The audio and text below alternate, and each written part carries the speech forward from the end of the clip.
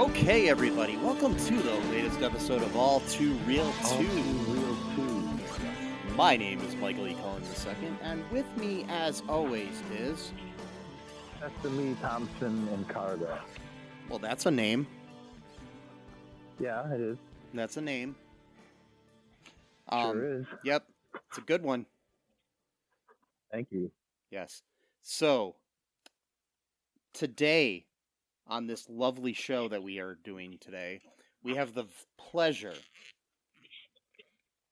of talking about the season, possibly series finale, of She-Hulk, Attorney at Law. This was episode 9. It was directed by Kat Coiro, written by Jessica Gao, and it was called Whose Show Is This? It aired on October 13th, 2022, the year of our Lord. And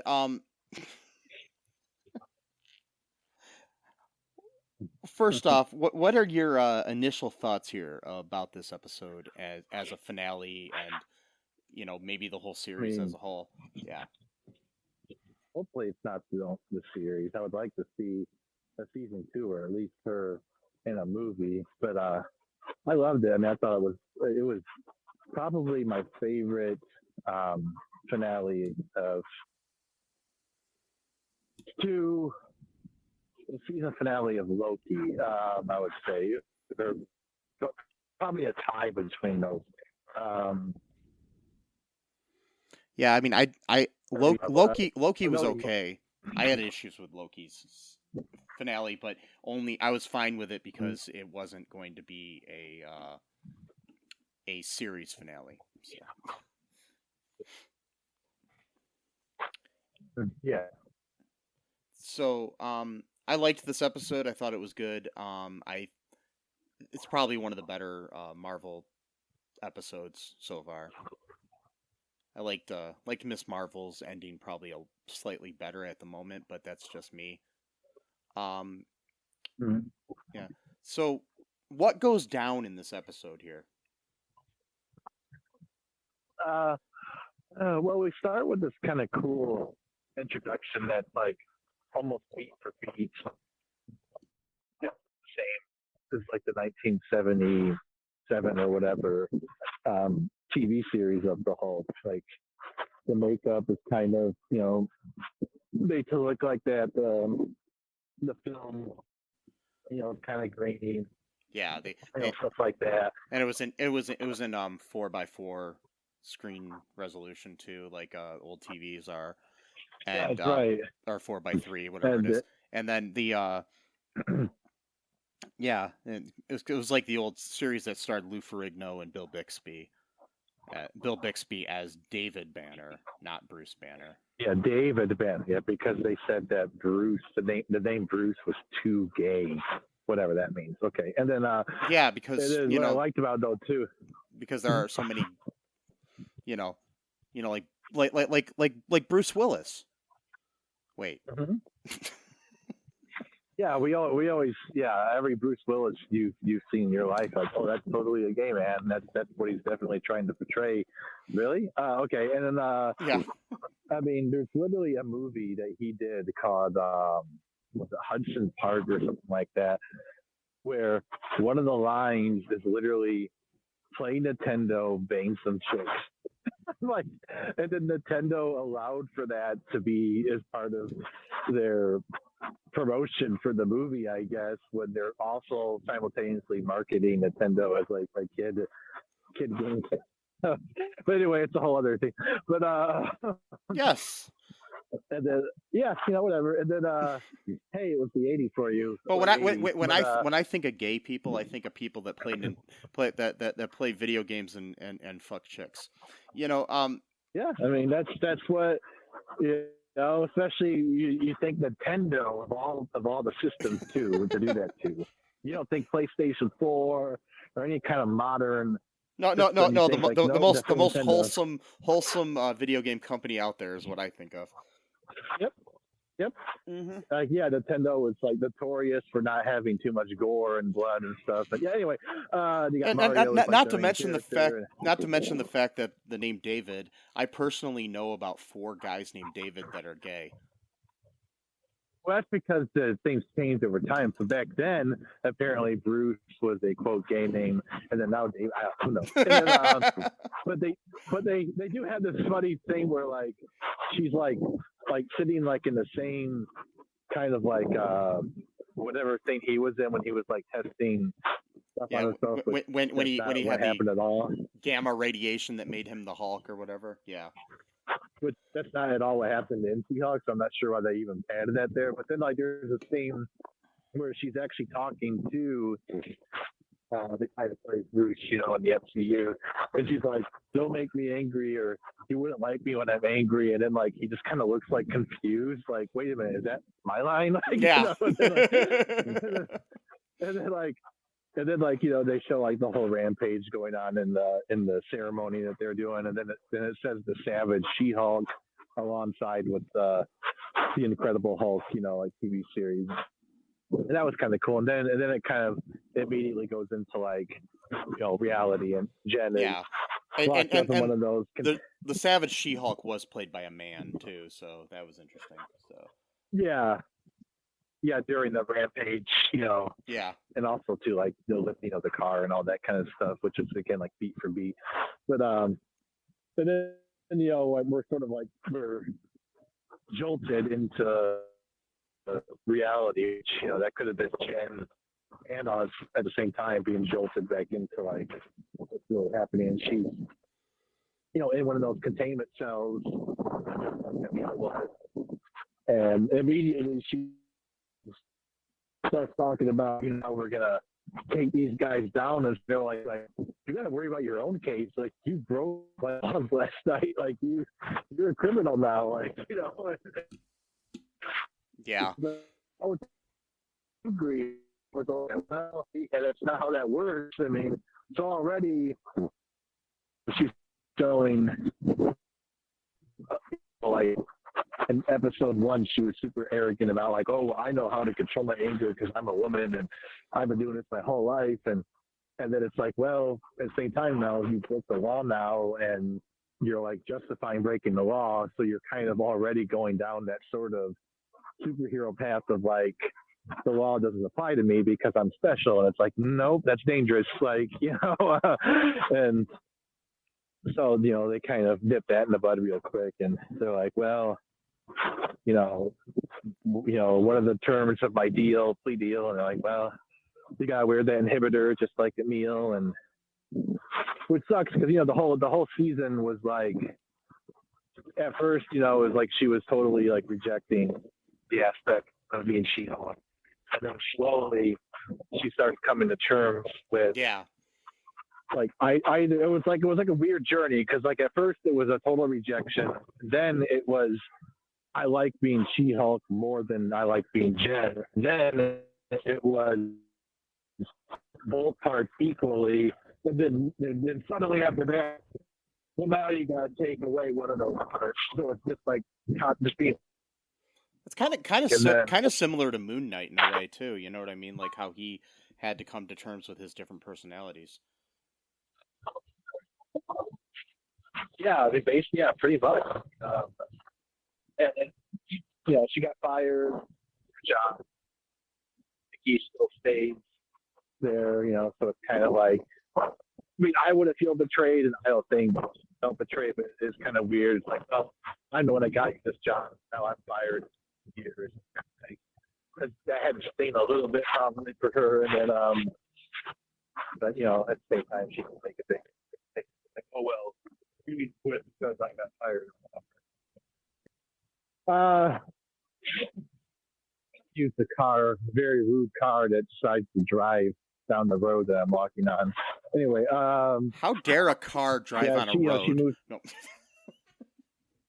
Yeah, exactly. This is my road. It's actually not my road, but it's a road that I'm walking on.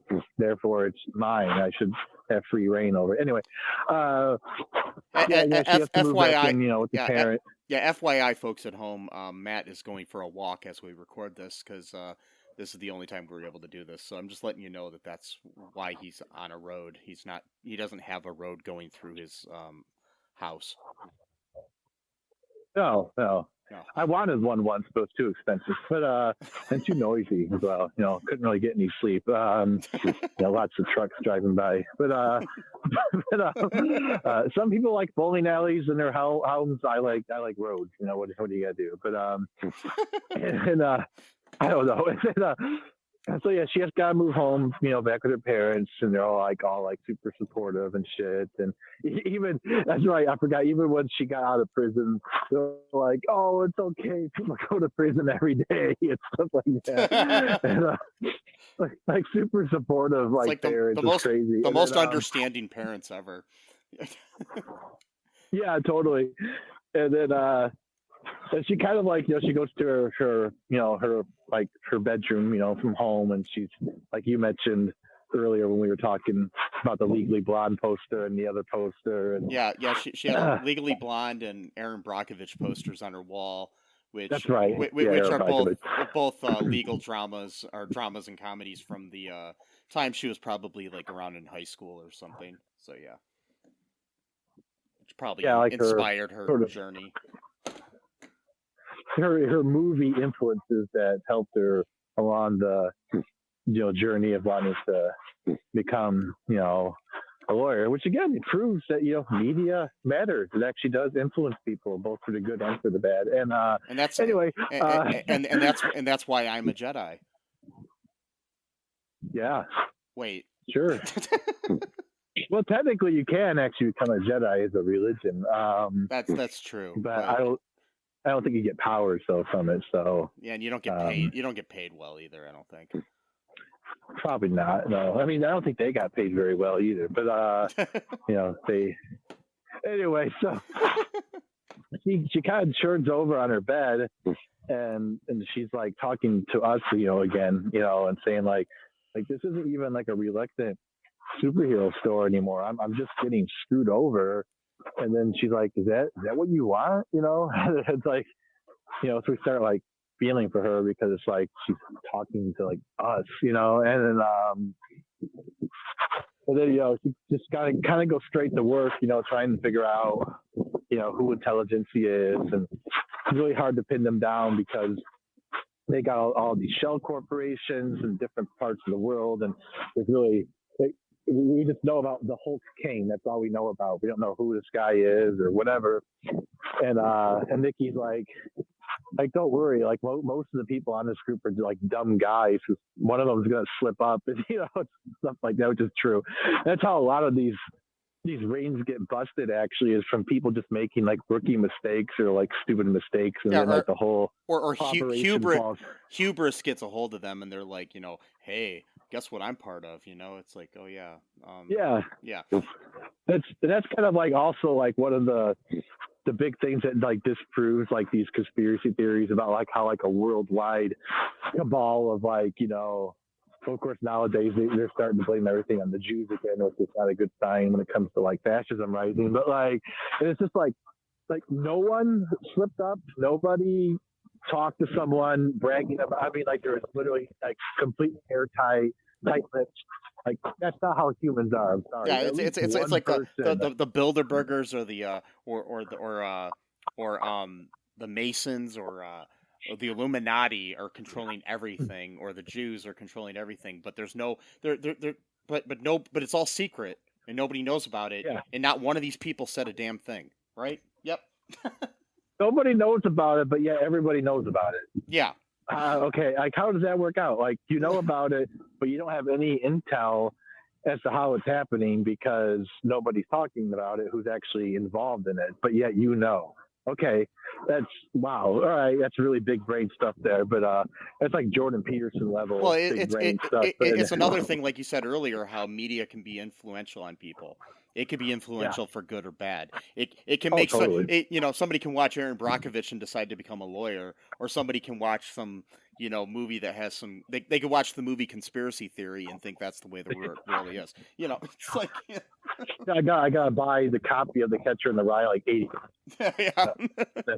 Have like 1,000 copies of it for some reason. But yeah, um, so she starts breaking the fourth wall quite a bit during this finale, and Nikki, during this time, they're actually doing this work at Jen's house or her parents' house, and Jen's mom shows Nikki like an old college video of her like dancing in like a dorm room, and she's like, "Oh, can you send that to me?" And she's like, "Yeah, sure, whatever." And it's like, "No, like I'm suing both of you for like emotional damage or whatever." Yeah. Then Nikki though gets the bright idea. She's like, "I'm just gonna post this video on the Intelligentsia website, just wait for somebody to respond to it." And of course, it's Hulk King himself that responds to the video. Yeah. Invites her, It's like right away that's like somebody becoming a Nazi during World War II, and all of a sudden Hitler's your best friend. I mean, it's like it's just so bizarre. And then yeah, it's like, it's the same reason. Like, I get suspicious if, like, let's say someone signed up for like a YouTube account like 3 days ago, and then like they start just like saying a bunch of like crazy shit on like a video in order to start controversy. And it's like, oh, that's totally legitimate. A 3-day-year-old profile, and it's like, and like the picture is like of Pepe the Frog, like that. It's like, oh, obviously this is a real person and not some troll or whatever. You know what I mean? or somebody with literally, somebody with 30 friends on Facebook tells you that they can promote your podcast, and you ask them how, and they say on Facebook, and you're like, I've got 4,000 friends and you've got 30. How are you gonna help me? Yeah. Well, because he's not promoting the podcast from his friends list. He's doing it, that's just like his close 30 friends, Yeah. But then he's going to promote the podcast through other means. I don't know. And then seems legit to me. Just I just love these guys. They like, it's just like the same guys who will actually like hit you up like 3 or 4 times. Yeah. And you're like, we've already been through this, dude. Like, and they're like, please, sir, I can promote your podcast. It's like, dude, I said no. Like, it's like, do you have any references? No. Okay. Yeah, I have no references, but I can promote your. It's just a bizarre thing. But like, anyway, so the Hulk King falls for the trap immediately. Literally a profile that was probably just created within like 3 minutes time, and then they're like, oh yeah, come to the retreat. But that's kind of an indication of where this episode is going, because of like how believable thing. Yeah, it's very very fantasy laden, and it was like, yeah, it was interesting with the retreat thing too. Yeah, hold on. So yeah, we have the retreat. She's invited to, and the moment that happened, I was kind of like, hey, this is going to take place at Emil's place, which is the next sitcom I want to see. It's going to be called Emil's Place. Emil's Place, yeah. He's just going to open up a bar, and yeah. No. So yeah, Matt's going to sound a little bit better now too, because he's not walking and has got his headphones off, so he sounds a little bit better here. We're going to be good, folks. So I apologize for anything, and we're good. Just letting our folks at home know, because they're concerned. Yeah, probably. Making sure Matt did not get hit by a car. No. Yeah. So, or Sesame did not get hit by a car either. And all of neither one of us got hit, so good. All of your sesame seeds would have fallen off, and that's what happens when you get hit by a car, right? Yeah. Yeah. So, back to the show here. We've got we got them invited right away to this super awesome soiree retreat. Basically, we get Pug has to pose and do like a whole Black Klansman type of thing here. Basically, where or an incel Klansman yeah. or intellectual. Yeah. He's got to pretend to be an intellectual. Yeah. Trademark. I came up with that phrase like 5-6 years ago. So anyway, yeah, I think it's funny that incel and intelligentsia kind of like have similar, sounds to them in a way too. I'm pretty sure that was the intent. Yeah. I really am sure that was. Yeah. Because Todd and them and a lot of people really wanted to get with She-Hulk. They couldn't have her, and a lot of that stuff, that frustration, is projection really on their part of like, because they desperately want to quote have her, but then since they can't, so then they come up with all of these like ways to demean her, like, oh, she's she didn't even get her powers naturally. Well, neither did the Hulk. And the things that they say are exactly the types of things that they were saying about like Brie Larson and other people. Yeah. That they get mad and say like, oh, one of us by being woke. Like, no, they're literally just copy and pasting things that have been said online. Like, so funny. Yeah. And sad. It's sad. Yeah. They talked about Lady Thor, said she's not good and all this kind of stuff, and people are, and basically, so they're just saying all these things that we hear online, because the same thing happened, like, literally it had just happened, the Lady Thor thing, like people were making a big deal about that when Thor: Love and Thunder came out, just weeks ago, and so it's like, right, yeah, so we have this Pug goes in posing as the person that is invited to the thing, but as himself really, and he's got a little like Airbud or AirPod. What are they? AirPods or no? What are they? Yeah, AirPods. I guess they're called the Apple earbuds, whatever they are. I think they're AirPods. They should be called AirBuds, but that was probably trademarked by Disney. Yeah, AirBuds. It's just like picture of walking AirBuds sparks in your ear. Yeah. That's it. You put them in your ear, and then your dog can play basketball. It's this weird thing. Yeah. Or soccer. Yeah. World Cup. Or baseball. Seventh inning fetch. Yep.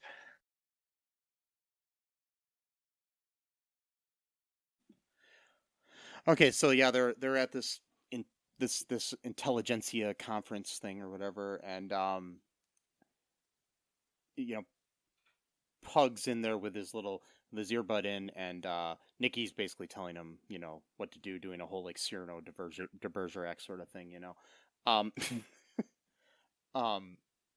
So what happens there? Then we got the event going on, and at the same time, Jen is trying to figure out, what's going on with her life. She needs kind of a break from things, so she decides to go to Emil's getaway to feel better.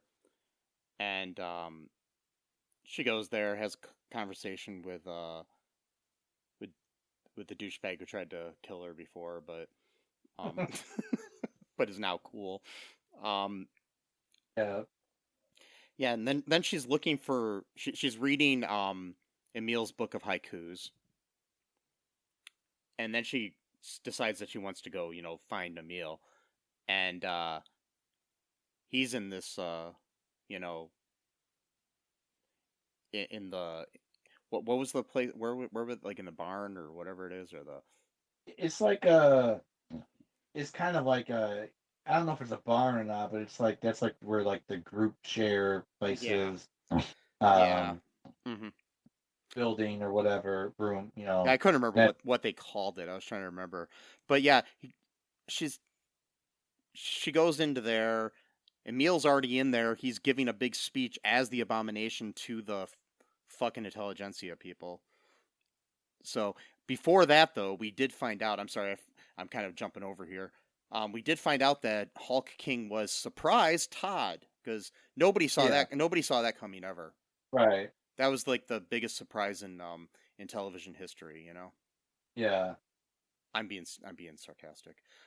So right, it was obvious the whole time that he was fucking Hulk King, in my opinion. yeah. Um, they he she goes in there, sees Emil as Abomination, gets pissed off about that. Obviously, you know, it's like, you know, I'm as your lawyer, I can't allow this. Um, then we find out that Todd had stolen her blood, you know, through Josh, which we knew about, and is about to inject himself and become a Hulk type creature, and he does, and he's like dopey looking when he hulks out. You know, Um, and that like he's so, and then Bruce shows up, and it's all hell breaks loose, and Titania shows up. It's like, you know, this big, you know, Marvel event, and then Jen decides to stop things and break the fourth wall, and then literally break the Disney Plus menu. so when that happened for the first time I watched it, I actually Mhm. thought that there was something wrong. Like I thought that the show had just stopped. Like Yeah, it's like so like because it made that little bloop sound, and I was like, what the hell just happened? And then all of a sudden, like we start seeing her talking. I'm like, oh, that's part of the show, yeah. which I thought. And then Like there was some kind of glitch in your player or something. yeah, that's Yeah, what I thought would happen. yeah, Happen. yeah. And so she jumps from her show into the Marvel Assembled behind the scenes show, and goes in there, and then that way she's on the Disney lot. She's walking around past the building with the seven dwarfs that we've seen before in different things. And It, also wearing her other suit for the first time. yeah. Was So that that's the first time we see her was that the super first? suit. Oh no, I thought, I thought she wore it when she was fighting Leapfrog. oh, she may have, yeah. Yeah. Hmm. Yeah, because I thought her and Daredevil were both wearing their suits at that point. Yeah. She so then she goes into Marvel, and she walks into the She-Hulk writer's room, um, and there we see Jessica Gao, um, the writer of this episode. She's in there, but there's also an actress playing her in that scene. Oh, So really? it's really meta. Like she's sitting on one side of the table, and then there's an actress playing Jessica Gao on the other side of the table. Oh, wow. So it's kind of weird meta. Anyway, so it's like your typical kind of like TV writers' room almost. Well, I mean, I guess it's a little bit more realistic. Um, they're talking about, oh, maybe next season can be all a dream. Right. Like, wouldn't that be really fresh and original? I was like, no. And Yeah. then, Yeah, I mean, you know, that's not like Dallas didn't do that, you know, in the 80s or 90s. So but I know that was such a dumbass thing to do. And then, yeah.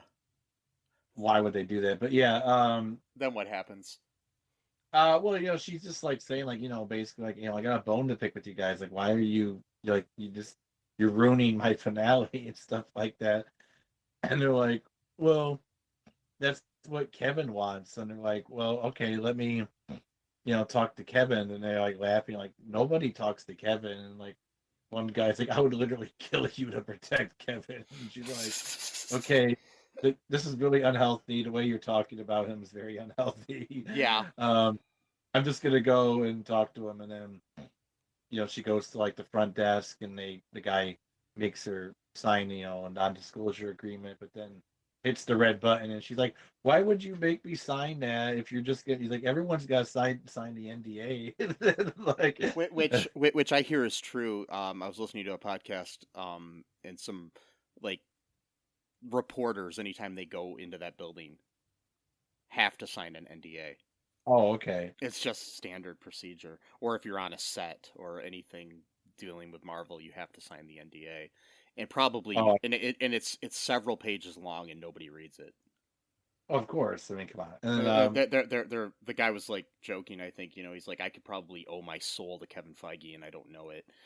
So it's just like, yeah, and then so this cool fight sequence goes on where she's fighting guards and they're playing this really cool song in the background. Finally, yeah, she ends up hitting one guy up against the wall and using his eyeballs to unlock the door, and then just kind of drops them, and then yeah, goes into this room, and all these Marvel like movie introductions are going on, and then you actually hear Bruce say one time, like, "That's the point. I'm always angry," or whatever. And then she's like, like, what the hell is this? And then we see like this sort of robot thing, you know, show up, and it's Kevin stands for, like, I forgot what it stood for, like, it's knowledge something, or shit, I had it and I whatever. lost it. It's like Yeah, abbreviation, and then yeah, I mean, obviously it's about Kevin Feige, but like they turned it into like a yeah, and the robot. It's interesting too. Above the lights and stuff that kind of form like what his face is or whatever.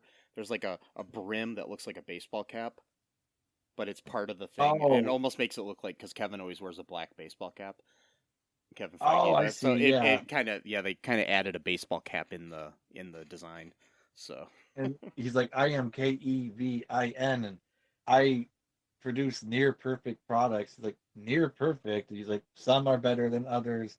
And then like yeah, she's like, well, I don't like what you're doing with my show. And he's like, it's not your show or whatever. It's like, well, I'm the one, I'm the star of it or whatever. So don't I get a say, and what happens in it and all this kind of stuff? And then, you know, he's like, this is still a legal comedy. And he's like, if that's what you prefer to call it. And then like, and then, she basically is like, well, can I at least give my closing argument or whatever? And, because she's like talking about like, stealing the Hulk blood is very similar to like the super serum, soldier serum thing. And yeah, also literally the plot of the very first Hulk movie from 2008. Well, the first yeah, Marvel, not the 2003 version, but like, and yeah, then, because that villain was Absorbing Man, where he just absorbed the powers. Actually, it's a really pretty cool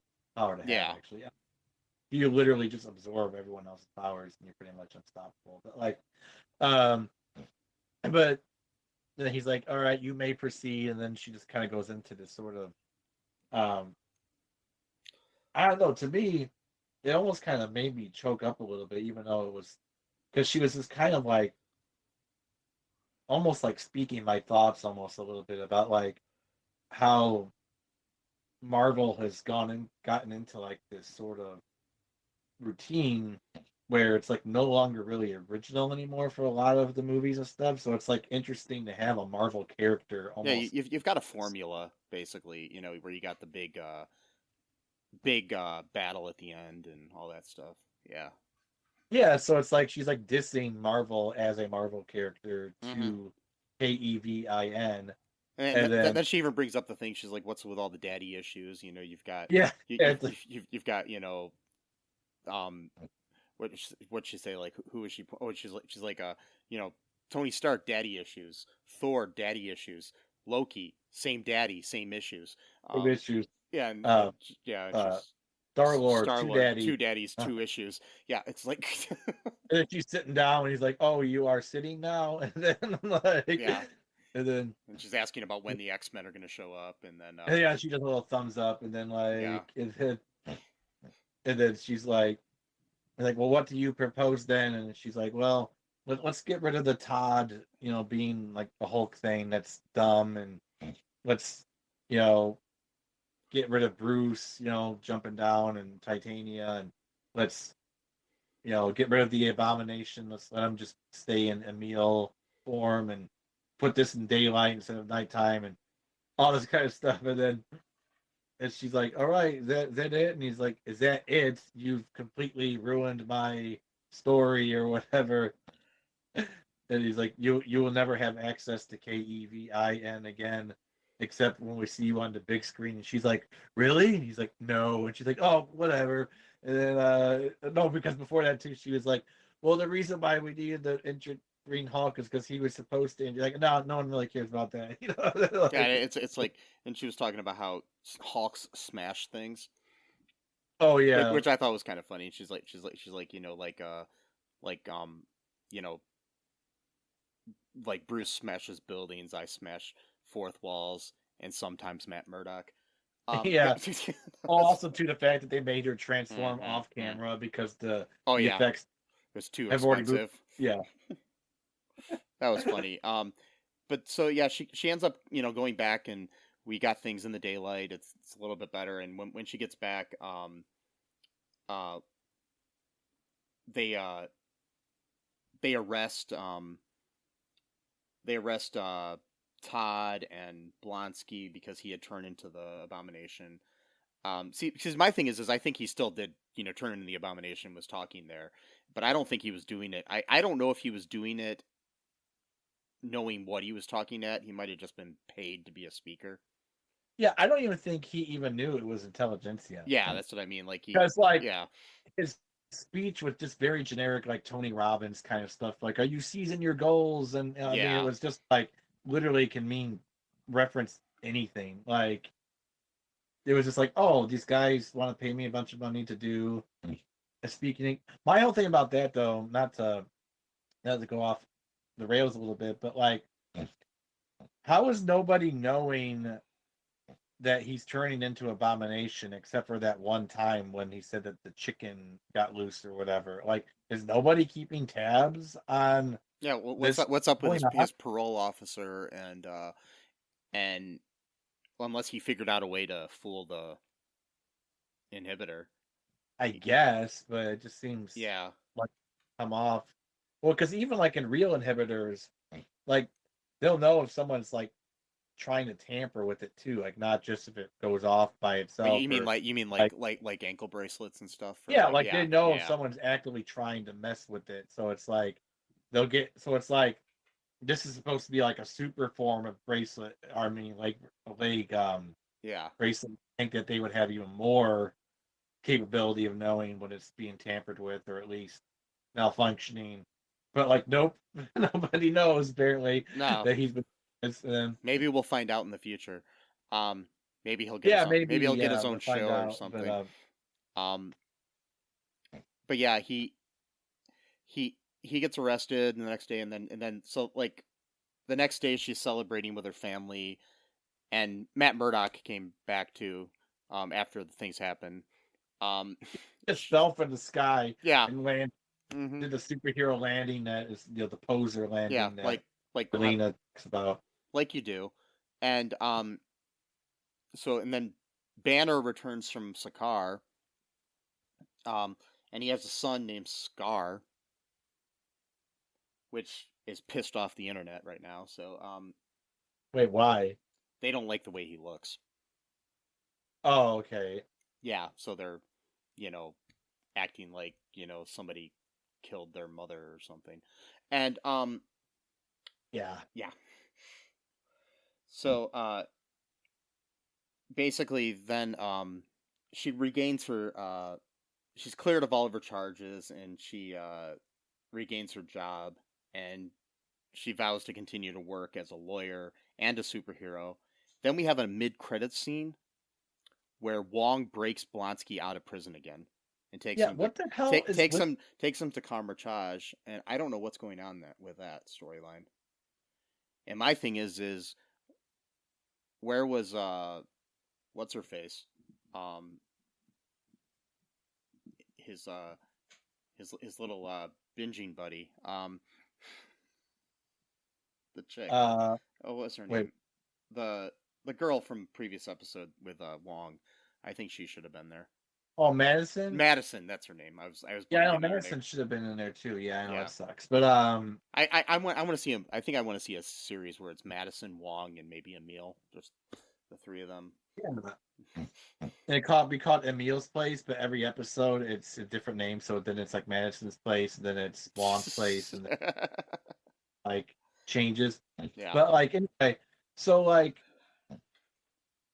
that whole thing too is trying to figure out why is Juan so set on breaking him out of jail all the time. Like what is his This has goal? got to be setting up something for a future movie or TV Something series. like is he Yeah. gonna teach him the mystic arts? Is he gonna? I mean, like that's what I'm starting to wonder because he got really into meditation. He started meditation retreat. Is that part of his training? Because Yeah. obviously with the mystic arts, it's not just about spells, but there's meditations involved and all that kind of spiritual stuff as well. But like, but so yeah, we get that, and that's the only mid-credit scene we have. But then before that, I wanted to mention, the song that they play near the end is it's called "I Want to See the Bright Lights Tonight" by Richard and Linda Thompson, which was they were like a popular folk duo in Britain in the 70s. Like they weren't like huge like Cat Stevens was, but they were pretty decently well known. And what's interesting, and again, this could have been a total coincidence, or maybe it could have been maybe somewhat subconscious, like they didn't even realize why they were doing it, or they knew why they were doing it. I don't know. But like, so Richard and Linda Thompson, well, so Richard, he was in the band called Fairport Convention before he went like solo, and they did like a lot of really cool albums. You should check them out, actually. Like especially, you should check out the album called Liege and Leaf, I think it's called, or Liege and Leaf, where they take old British folks. What's that? I said okay. Yeah. Oh, okay. I'm sorry. They take like British folk songs and then they kind of put them in like a modern rock setting, which is interesting. And then they would write their own original songs, but then put them in the style of old British folk songs. It was kind of a cool thing they did. But when he went solo, and then he met his wife, and then they became like a duo. He converted to Sufi Islam, like a mystical version of Islam, and actually lived in a commune in Britain at the time. And like they had like literally they had like meditation retreats and like stuff like that. And then she moved in with them. She did not like the experience being, a woman, and obviously with the whole patriarchal stuff, women, their place is to wash clothes, cook food, that whole thing,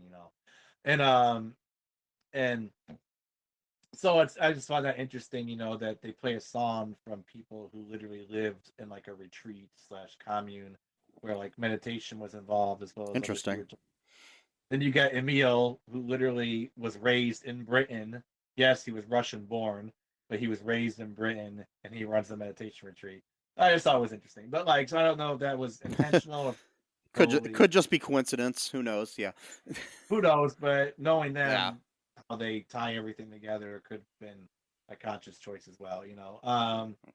But yeah, it's just very interesting because like they just commune was just set up in Britain somewhere, and then people just live there, and then like I don't know how long the commune lasted, like 5-10 years, something like that. They left pretty quickly. Yeah, they only lived there for like a year or two, I think, and then she hated it. She absolutely hated it. She only kind of went along with him because he was like going on like his own spiritual journey or whatever.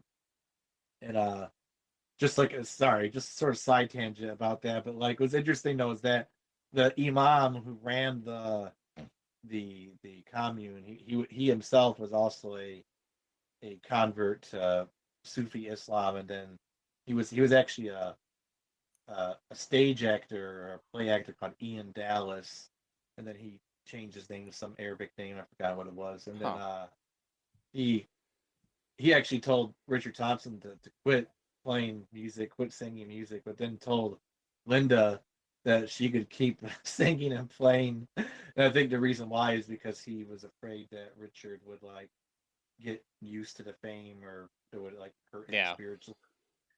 Whereas she had more pure of heart or whatever. So like, yeah, it's okay if you sing. and But anyway, so I just thought that was interesting that they played that song near the end of Yeah. the episode, That is interesting. and then like obviously they're like, And it's a good song. it's a really good song. Really, that whole album is really good too. I forgot the name of the album, but then the one after that though is really really good. It's called "Pour Down Like Silver," and that's the one that they actually wrote while they were living in the commune. So like a lot of the songs are actually like spiritual based, like have something to do with like Islamic themes and Sufi things, but like very very underground. Like they're not very blatant about it, but like if you're sort of privy to that sort of Yeah. world, you can tell what references they're making.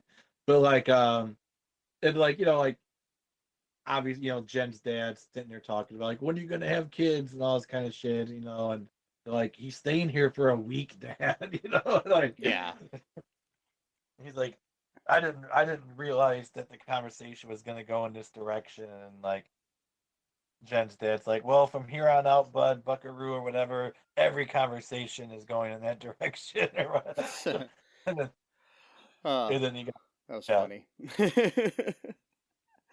It And then was you got the weird aunt that's like flirting with him.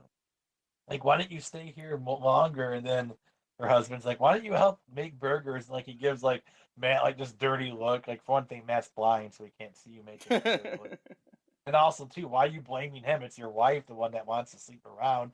Like like That's what you do. Yeah. I don't know. Yeah, that's just what you do. And then they're asking them like, does he have his own practice? How much money does he make? That's her aunt, and it's like, don't ask people how much money they make, stuff like that. Yeah, it was funny. I mean, it was a good episode. Any other stray thoughts or any final thoughts here? No, I think we covered everything. Yeah, I mean, I think it'll be interesting to see where things go with this Scar character. It'll be interesting. I think they're setting up something here. Yeah, because wasn't Scar supposed to be like even more brutal than the Hulk since he was actually born like as half Hulk as opposed to like Yeah, I mean that's what people are kind of upset about is because he looks. Well, I was just wondering if that he looks kind of weak in this, but I mean he was on screen literally for like 2 seconds, and people are like, acting like it's World War III because it doesn't look exactly like they plus wanted him too, to. he could be like a little kid right now as well. Like Yeah. and Who knows? because Sakaar, like you said, in private, that like time is different. And, Yeah. like it's not the whole. But yeah, it would make sense because Bruce got his powers unnaturally through like a failed experiment, but then he was in Hulk form for at least 2 straight years, had sex one as the Hulk, and then therefore had a Hulk child. So obviously that's going to be different than someone who like I don't think that person would even ever be able to transform into human because they're born as a Hulk or half Hulk, and but yeah, like you said, they'll find ways to complain about it. And plus, too, it was literally at the end of the episode. It's not like they're gonna have a big fight scene. Yeah, exactly. He starts ripping people's heads off for no reason. Like people will complain about anything. It's just the way people are, unfortunately. I know. You can't enjoy anything anymore. No. Like you really have to complain. And again, there's a difference between fair criticism and just complaining about something. They're not the same thing. And so like we've been dealing with this lately with Clerks 3. Oh yeah. Like you can have a fair criticism of some of the things that happened in Clerks 3, but then that's different than like, oh, Clerks 3 sucks. They completely lied to us. Like that's not criticism. That's just you whining about it. Like yeah, people are just evil. Anyway, so yeah, a lot of them are. Yeah. It's just nostalgia for nostalgia's sake. Well, what did you say Clerks 1 was about? Half the line, half the dialogue in the first Clerks movie is just making references to like Star Wars and other movies. The idea of a sequel in itself is just nostalgia anyway. So it's just the way that Clerks 2, which I think Clerks 2 any sequel of any series is basically nostalgia, because like you're continuing the storyline, you're going back to the characters you knew. It's why we feel comfortable when we watch old episodes of Friends or something. It's like, Yeah. That's what nostalgia is. And Yeah. tell me, if someone did a Friends reboot, that no one's gonna watch that, give me a break. They're gonna watch it. Exactly. They're gonna complain about it, they're still gonna watch it. And Oh, yeah. Yeah. Anyways, make sure you folks out there in podcast land, check out our all2real2.com and Patreon. Our Patreon and our TeePublic and all of our social media. I don't understand this stuff, but it's all out there. The beads, the tees, the t-shirts. Yeah, get that and everything. And thank you for doing so, folks. Yeah. And be good to each other, folks. Love one another. And remember that we love you. It's true. And until next time. Bye-bye. Thanks for listening to All Too Real 2 podcast, a Cullen Park production. Produced and edited by Michael E. Cullen II. Music by Matthew Hawes. Subscribe and share the show. Visit us at cullenpark.com.